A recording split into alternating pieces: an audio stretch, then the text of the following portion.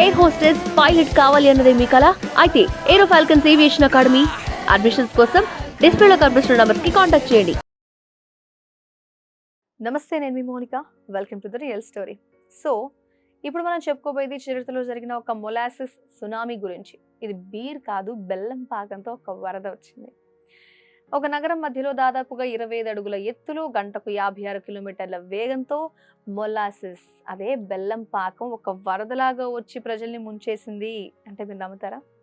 ఒక పెద్ద ట్యాంక్ పగలటం వల్ల ఒక వీధి మొత్తం అకస్మాత్తుగా జిగురు మరణపు నదిలాగా అది మారిపోయింది. లండన్లో జరిగిన బీర్ వరద గురించి మనం చూసాం.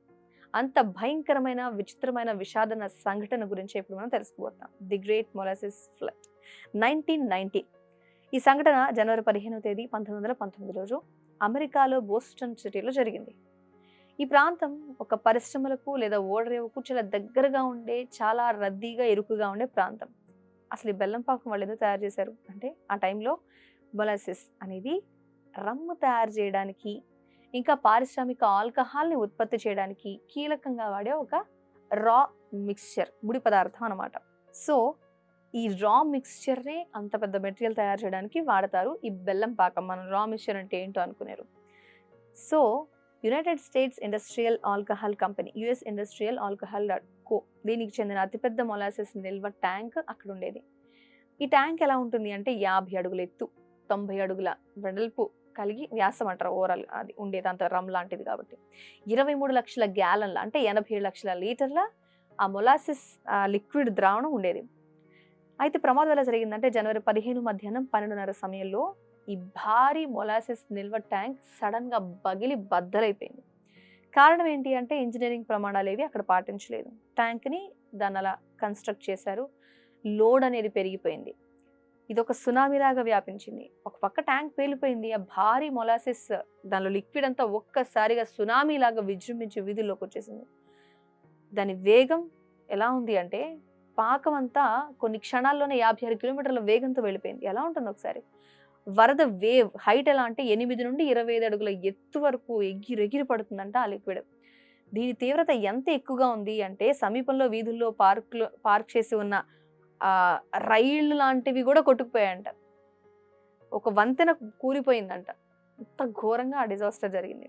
సో ఈ ప్రమాదం జరిగిన సమయంలో ఎవరైతే ఆ వీధుల్లో ఉన్నారో ఆ ప్రజలు, కార్మికులు, గుర్రాలు, ఇంత థిక్గా ఉంటుంది ఈ ద్రావణం, స్పీడ్గా వస్తుంది, ఈ వరదలో కొట్టుకుపోయారు.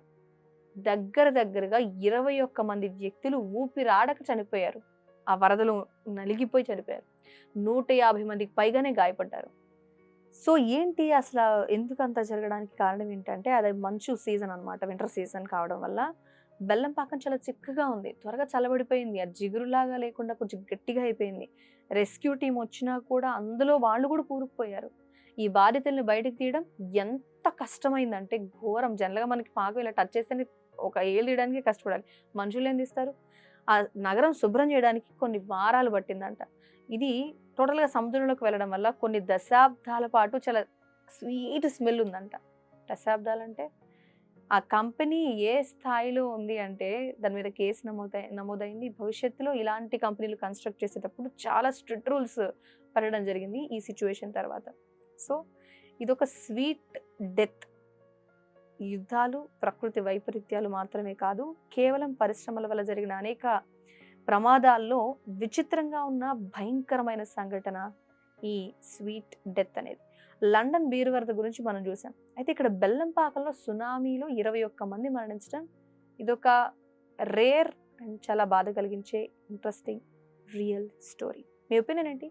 కామెంట్ రూపంలో తెలియజేయండి. Thanks for watching.